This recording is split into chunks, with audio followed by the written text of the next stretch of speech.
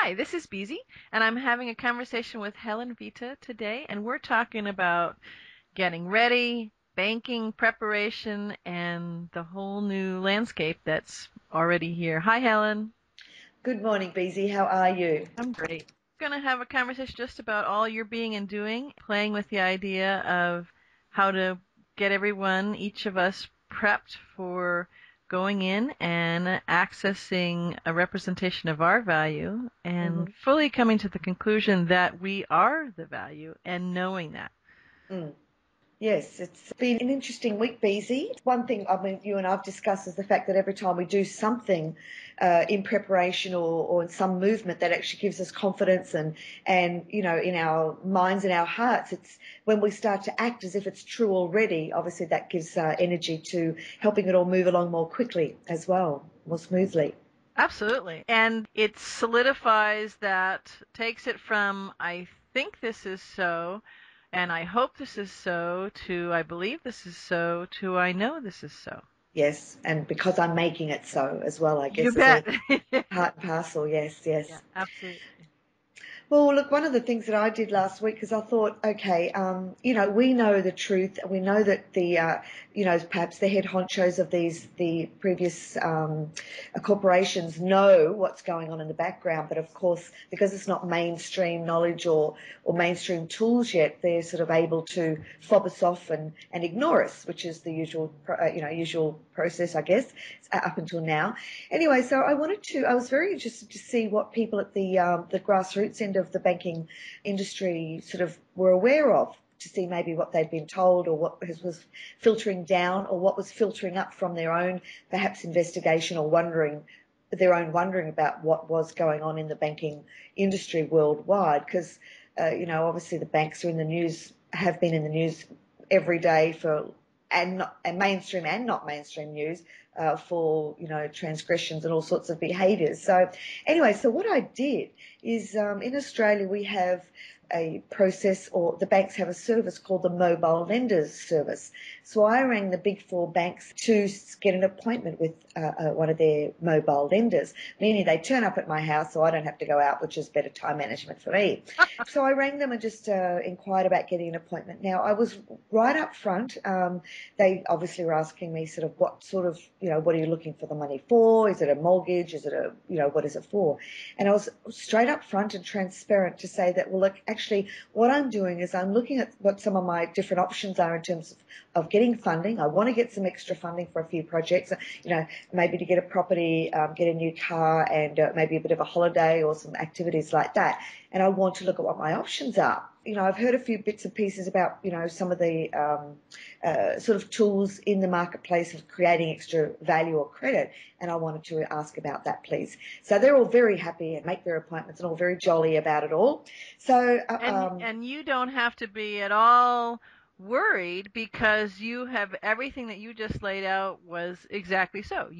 Those are the kinds of things that you're planning to do once you access your value. And correct. so it's transparent. And so I just want to kind of reiterate that for people. It's not a ruse. There's no bait and switch here. You No, are coming exactly from what your intentions are. And that is telegraphed to them. That's clearly cor- brought to them. correct. And because if I came across as a ruse or like trying to be a bit tricky, then they're going to pick up on that energy, Absolutely. and that makes suspicion then, and so that makes it hard for anybody else coming. That just complicates things. So that's what I did, very transparent. Now, the fact that they chose to have the little blinkers on and all excited that I'm going to sign a loan document for a mortgage today, that that's not my I couldn't help, that wasn't my problem, right? That's But on them. that's on them. But anyway, so then when they arrived, I was very pleasant with their huge bags of, like little suitcases of stuff. And so again, I reiterated that, saying thanks so much. But look, because they would open the conversation with, what sort of loan, what are you looking for a loan for? hmm And I'd say, well, look, I'm not actually looking for a loan per se, but I am looking I want to know what my various options are in terms of accessing funding. And so, look, I've got a couple of questions. So, that's why I'm really looking forward to, seeing what you can tell me or help me with so I can work out what my options are. Okay, they say, not a problem. So what I had is I had just a little, like a little sheet that had some quotes on it. It's from the IMF working paper from August 2012. Do you want me to read it? Sure, go ahead and read it, and we'll also include it below this recording so people can Yes. easily find it. Lovely. So what I've got is this sheet with a good quote from IMF, the International Money Fund, and then I've got another 5 very short quotes from central banks, basically statements from banking documentation and Bibles, if you like. So here's what the IMF said. It says, under the present system, banks do not have to wait for depositors to appear and make funds available before they can on-lend or intermediate those funds. Rather, they create their own funds, deposits, in the act of lending. This fact can be verified in the description of the money creation system in many central bank statements and is obvious to anyone who has lent money and created the resulting book entries. So what I would do, because basically that says that, they do the paperwork, we've got the money, and they've added that as an asset to their business, but haven't actually lent us anything that they already had. That's right. I would say to them, and now I didn't act dumb, but I acted, dumb kind of thing. I just acted like, I needed explanation. I didn't quite understand what that meant, which was true. And so I'd say, look, I'm just trying to work out here. It says here. So I would read the middle bit and said, rather they create their own funds in the act of lending. And I said, look, I've looked at that and I just can't quite work that out. Can you explain that to me, please? Well, the only one out of 5 who gave me I wouldn't say honest, it wasn't they were being dishonest at all, but gave me an answer that was close to the facts, was the first gentleman. And he'd been in the banking industry for 27 years, but it also had been in other areas, not just in the lending area, mortgage area, which is sort of like just a small arm. Anyway, so all of them except him said that they're creating the funds from their asset base, that is the cash they've got or the assets that they have on their books, that's where they get the money to lend. So that, or the other thing that they use for their money to lend is the difference between a depositor. Let's say that a depositor has got $100,000, and so the bank pays them 5% interest on their money. What they were trying to tell me is then the bank then lends out that $100,000 to a borrower for a higher interest rate, and the difference between that, the interest they give the depositor and the interest they charge the borrower, is their profit, and they can also then lend out that profit, right? And I knew that wasn't right, but I went, oh, okay, and right, and oh, okay. And put it in other ways to try and get them to tell me that they understand that the bank is basically just lending the money based on no tangible. They're not giving us something they've got. Right. So 4 of them just categorically denied it and restated several times that the banks are only lending their own funds. But they would say that even after we chatted then and worked out that, well, the bank has only got, X amount of funds. But so none of their answers really made sense if you dissected it. So I'd press it a couple of times, but I wanted to keep the rapport with them so that I wanted to keep the energetics with them correct. And also, if they don't know something or think they know something, then it wasn't my job to pound them, right? To correct them, right? Right. That wasn't my job at that time. Anyway, but the first gentleman, he then said that, yes, well, actually, and he gave me a sort of a wry look. Yes, they're actually just, they're creating it not from funds they have. Right. Right. And he said, then he tried to tell me about their ratios, their lending ratios or asset ratios. Right. And I know what it is. It used to be 10%. Then it went, when the banks started to regulate themselves, it went down to about 3%. But now with Basel III, that's what that is about.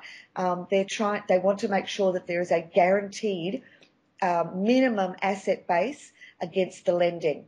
Right. So that if they lend out $100 million, they've got to have a minimum of 10% that in hard reserves, Right. Uh, But that they so still don't, they're still not lending on par. So in other words, if they're lending out $100 million, they don't have $100 million sitting in the back room, and when that pile's gone, they can't stop lending or until they get a new shipment, a new pile. Yep, yep, exactly. But one thing, just as an aside to this, but it seems relevant, is that in Australia, we've got slightly different in the US. In the US, you can just put your keys in the letterbox when they foreclose and sort of walk away. In Australia, and then the bank actually takes that and keeps it as their asset. In Australia, I couldn't work it out. Why? Because here, once they take the property off you and once they sell it, then they can bankrupt you and then they can still chase you for the rest of the money. So we're never free, and that's even after they've claimed it on the mortgage insurance that the borrower has paid for, and after they've already sold it into a securitized it and been paid again. So how many times can they be paid for the same, property or lending? Well, it's great. Anyway, It's great marketing and it's a great game. I mean, it's very oh, successful and people, it's interesting. Some of the answers that you were saying they were given, I can remember I went to an international school and I can remember, in grade school hearing these kinds of things when it had to do with banking and business and all that kind of stuff. And this was at much lower grade levels. And I thought, well, gosh, that's just out of the little textbook wow. that I used to get. And so it's interesting. So clearly there's just a rudimentary amount of knowledge for people. They go and they have their forms. They know the questions they have to ask. They know, what they're supposed to sell, what they're supposed to push, what That's they it. get the kudos and the advancement for. And I'm not saying in any way that they're bad people. It's just No, no. that's how that it works. And as long as, nobody comes up with too many questions or wants more confirmation or more advanced knowledge, then everything's good because they get their loan and everything's happy. So you've also, after going through this process, you came to a resolution and you had a great rapport. So would it be fair to say that the whole energetics, the whole way, not the bankers, we'll put them aside for a minute, the people you're having the meetings with, but yourself in preparation for having the conversation, and then when you were in the conversation, that energetic focus and space that you held was very important. Would that be fair to say? Absolutely, because firstly, because I knew the truth, and I wasn't, as I said, it wasn't my role to correct them. But secondly, because it's not their fault, so to speak. I mean, everybody's asleep to a certain degree until they awaken. And I just wanted to keep them on side so that as the changes come, because each one of them I said, oh, would you like me to keep you informed, or I'll keep in touch, or that kind of thing. So I wanted to keep that door open. Right. And because we want them to access their value as well. And, Absolutely. so it was very important, BZ, from an integrity point of view, personally anyway. Yes. So I asked them then, the other bank statements I had were things like that, and they were just snippets. One said, and this is from the Money, Banking and Monetary Policy, which is a Federal Reserve Bank of Dallas publication from May 2007, says banks create money when they lend it. Another one is banks extend credit by creating money. Another one is what they do when they make loans is accept promissory notes in exchange for credits to the borrower's transactions accounts. Now this one, because that's pretty much what we're going to be doing, Right.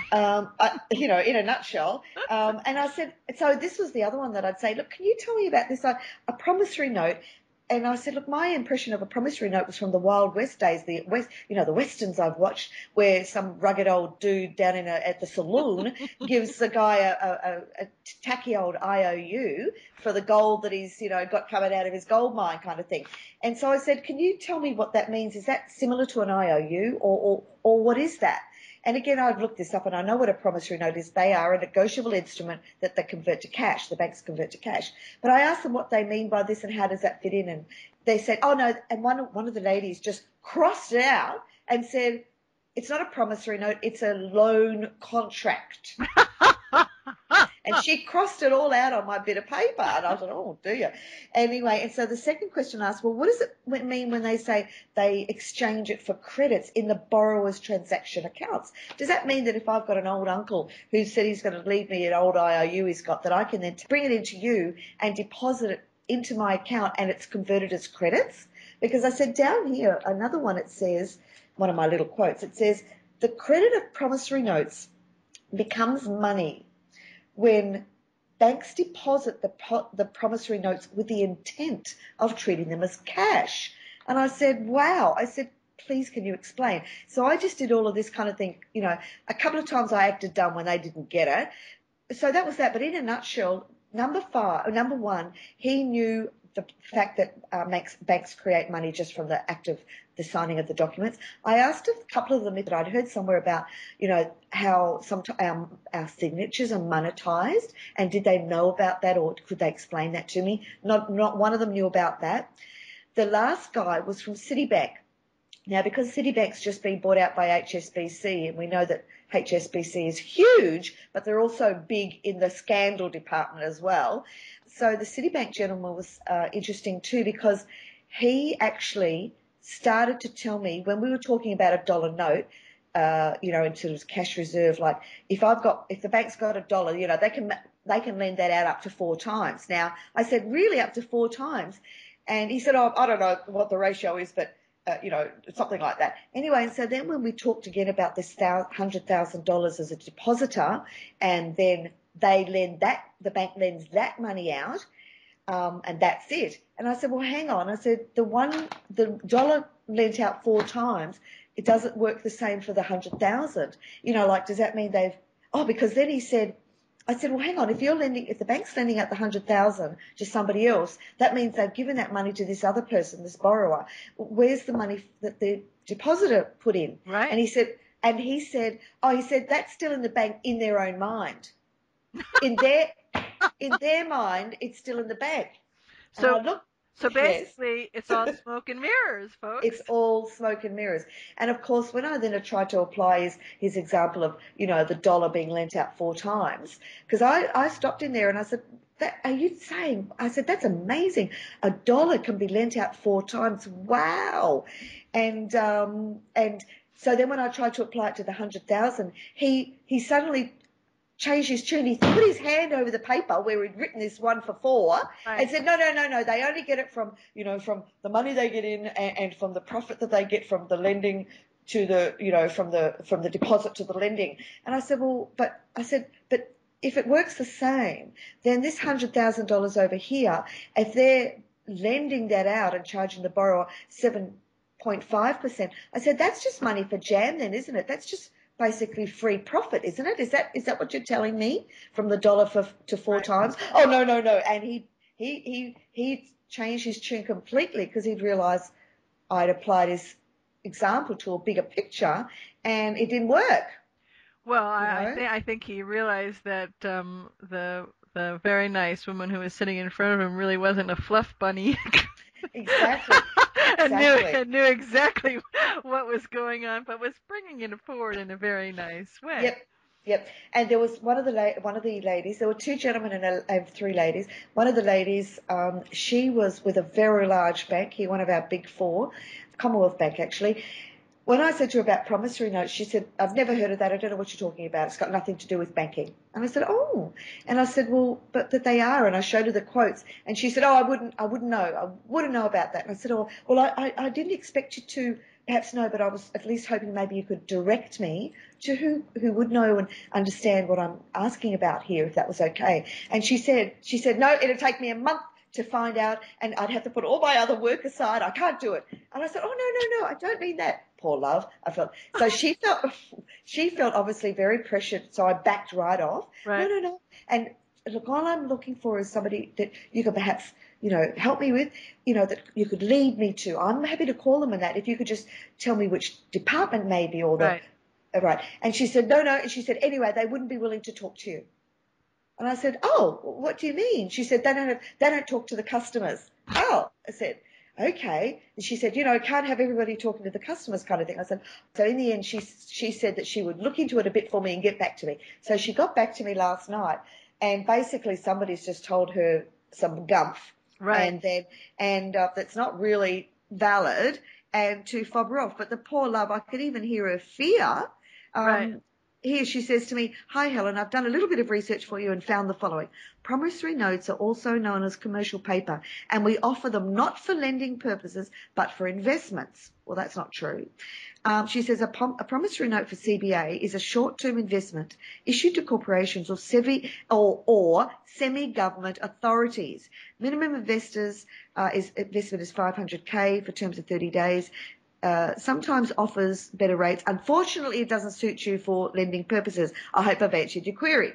So I wrote to her and thanked her profusely and said, "Look, I'm just a bit, but if you could help me, I've never heard this term before. Could you tell me what a semi-government authority is?" Mm-hmm. So we'll see what she comes back with. That was last night. But the poor love. So that's that. So I thought, what am I going to do next? So I thought, how can I push this along? So, because I didn't think it wasn't worth going to do any more of them. I thought we've got a bit of an idea. Right. Some of them sort of understand it, but back away immediately because obviously they don't. They're slightly worried that I might know something more and they don't want to confuse the issue. Right. But very much they're in that closed environment. My husband was actually here when when a couple of them were here, a couple of the interviews, and so I asked his opinion afterwards, just so I was not, just to get his opinion too. And he said it was like they had a closed ears, that it was just outside their belief system, and therefore they couldn't compute it. Right. They just couldn't, work it out. But what a wonderful gift you've actually given them, because even if it's not in their conscious thinking mind, it's pinged them. You've woken them up, whether they want to take the pillow off their head or not. And so now there's lots of little tiny, tiny seeds when they go into the next meetings or when they're walking around the bank or when, they're in their car driving out to another mobile appointment. All of these things are helping. And because we are all one and because it is all about consciousness, then to use your husband's term, those are closed ears. Well, those ears are now open. They still may have their hands firmly over their ears. Yeah. But the ears now energetically are open. Exactly. And aware. And, I think it's something called RAS, which is I find what I'm looking for, or now that my brain has been tweaked, it's going to see it everywhere. So the coincidences will start to happen. It's the reticulated activating system. It's an actual physical function in your brain, and you're absolutely right. So that will start to occur. Yeah. Yes. So give us we've talked about this before, you and I. So I'd like you to lay out the next plan, the next step that you've got, and how that will unfold. Well, what I thought of is that I need to go sort of more up a bit further, and so I thought, well, I'll start with my next move would be with the local branch managers, okay? And down here, they've got a lovely customer service thing, trying to be open and transparent, where each branch manager, they publish the branch manager's email address. Great. So what I was going to do, there's a couple of ways I might do it, but I thought what I'll do first is I'm going to contact the CEO via a letter, and then I'll make an appointment with the local branch manager. So, but what I thought, how I'd go about it is I'd write personally to the CEO and say to him that, look, I've come across some very interesting news lately related to banking, for example. Then it's come to my attention that details that the origin of money that is loaned by banks actually comes from the borrower through their signature.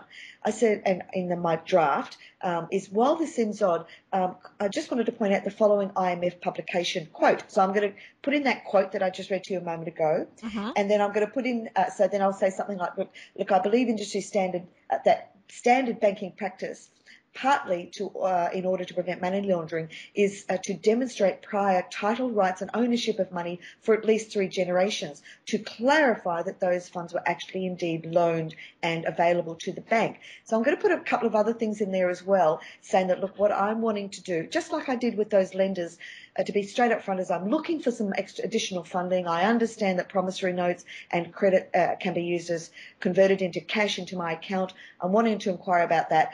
I'm going to put those other quotes in as well, Beezy, and then I'm going to say, just to let you know, I will be contacting my local branch manager in the next couple of days for an appointment to discuss some of these options with them. Excellent. And one of the things you might do, instead of saying looking for additional funding, is accessing additional value. Yes, I that's a mean, very good start point. training them. I mean, that's how they talk about it. Yep, no, that's a So, very good point. so we might as well start talking about it the way that they do. Correct. And so with that letter, I'll attach the new Freedom Flyer, the updated Freedom Flyer, and whether I'll attach something, an additional piece, I'm not sure yet. Just depends on how I finish the content of the letter. So then I'm going to post that to the CEO so that I've got registered posts like I would a CM. Okay, so I've got a record of it. Then I'm going to go into my local branches and either do it by email or go in and make an appointment, and then I'm going to leave or email a couple of days, once I've got the appointment, I'm going to email or give them a copy of the letter that I've given to their CEO with the Freedom Flyer. That way then, I'm not trying to talk turkey with the bank manager and then get him to ripple it up the line. He's going to, if it's a letter to the CEO, I know they're going to read it, right? And outline it. So therefore, he's got this letter that he knows the CEO has got. So that will then create a ripple effect up, and the CEO, now, because he knows that I'm going to be ringing and making appointments with various of the branch managers, that's going to then ripple down. That's correct. Right? Yep. And so that's the way I'm going to do that, and then just do my same process that I did with the lenders, with the mobile lenders, but at that slightly different level now. And depending on what tools we've got available through Heather, etc., then I'll proceed from there. So I just thought that that's at the next level, and where the two can then meet gloriously in the middle. You'll be opening up your new bank account with Correct. access to some of your. That's Correct. excellent. And we will have. You're going to give to me the packet that you're putting together. Yes. Yep. So Yes. I can publish that for everybody so they can see that. Yes. We're big at IUV, you and I, and the rest of the team on full transparency. So we like to have Yes. all of that there.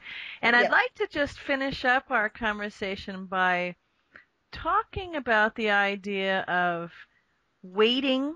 Are people really, is it right to say that we're waiting, or is it more that we're preparing, and not so much preparing for what we might say to the banker, but preparing ourselves?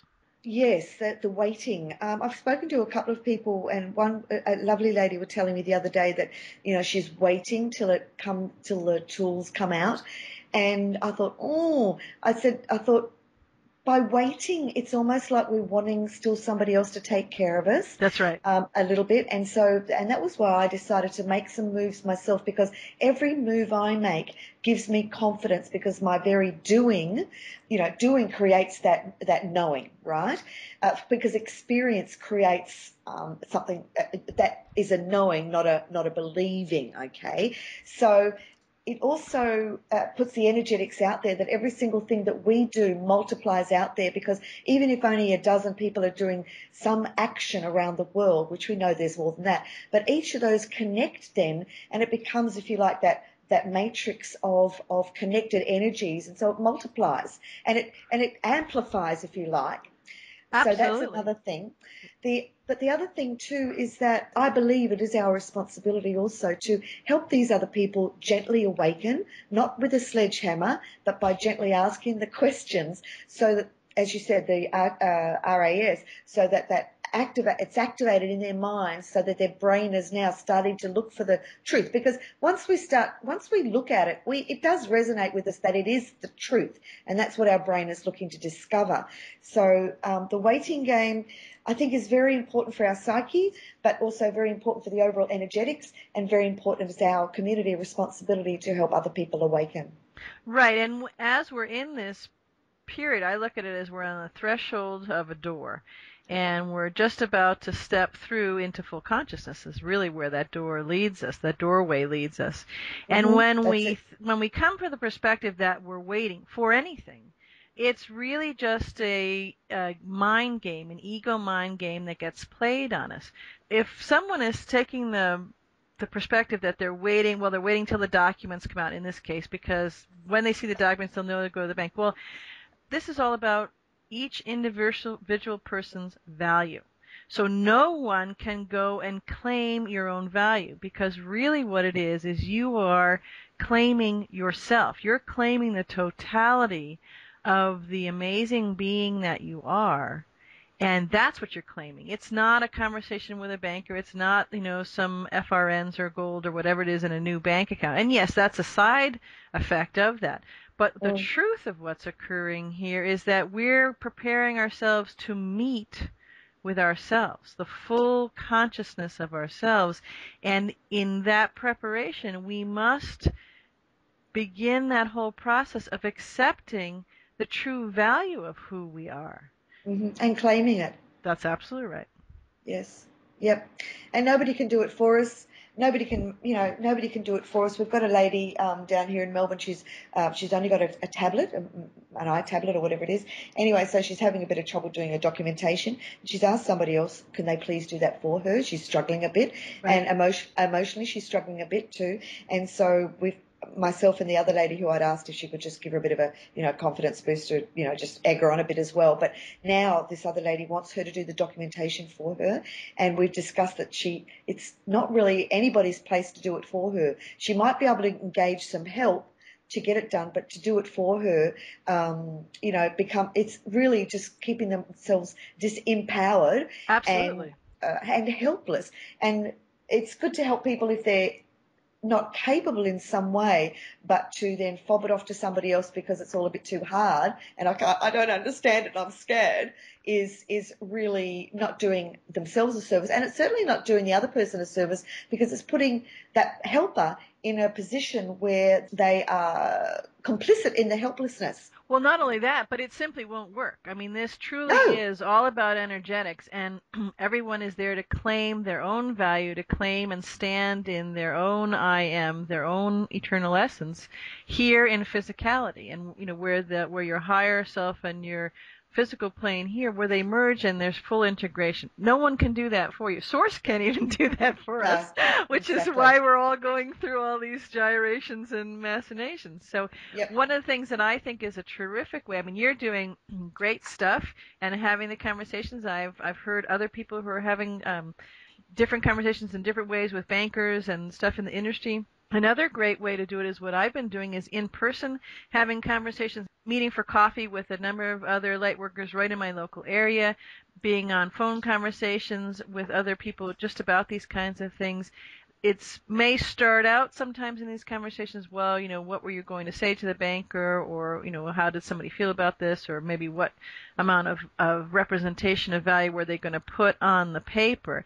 And it doesn't really matter where you start, as long as the intention is that you want to hold the space for whoever's there to have this conversation, to know that you're not only doing this for yourself, but you actually are doing it in a universal sense, because each little piece, each little awakening, each little part that is discussed and integrated into each individual at the conversation, it ripples out to the collective conscious level. And so it's more awakening, and there's more healing happening. And what you'll find, I know that I've done a number of these conversations, and what I find is that people really start to get a full knowing. So it's out of their head, it's into their heart. They get a full knowing that they need to be confident in themselves. It's not about knowing the right UCC filing case number. It's not about knowing the right banking number. I mean, so it's great to have a little bit of preparation from that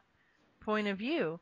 But if you're not connected to you, and you're not connected to the fact that you really are, the spark of God and that eternal essence embodied, or at least, start to have a hint of it, you're not going to get very far, and you're sure not going to be able to have a conversation where someone can take you at what it is that you are trying to say to them. Yes. And I think too that it's about that deciding that we are worthy, and having the pride, but in a positive way, that we are worthy. I'm worthy to accept this gift. Right. And that's a big problem a lot of people have. So yes. And the only way to get there is to play with it, to go out there and to do it with That's it. friends, to do it with people you've just met that are in your local areas, Yep. and keep doing it, keep having the conversations. Start, if you don't know somebody locally, then start by email or start by Skype or Yep. start by in a comment section with, on the IUV site or other places, and people all of a sudden you'll be surprised at the synchronicities, and people will start showing up everywhere. Yes. Yep. That's exactly right. Great. Well, it's terrific to hear about what you're doing, Helen, and I look forward to getting all the specifics from you, and I'll put this all Yes. up together. And Yes. then Thank and you. then we'll have other people. They'll come and they'll comment down there. They'll tell us what they're being and doing, and Yes. it'll keep rippling out from there. And all of our everyone's actions together to stimulate further ideas and blending of ideas and activities like what you've been doing, and what everybody does. And that just makes it, work even faster and better. A pool of resources. So fantastic. Thank you, BZ. All right. You have a great day. You too, my dear. Thank you. Bye.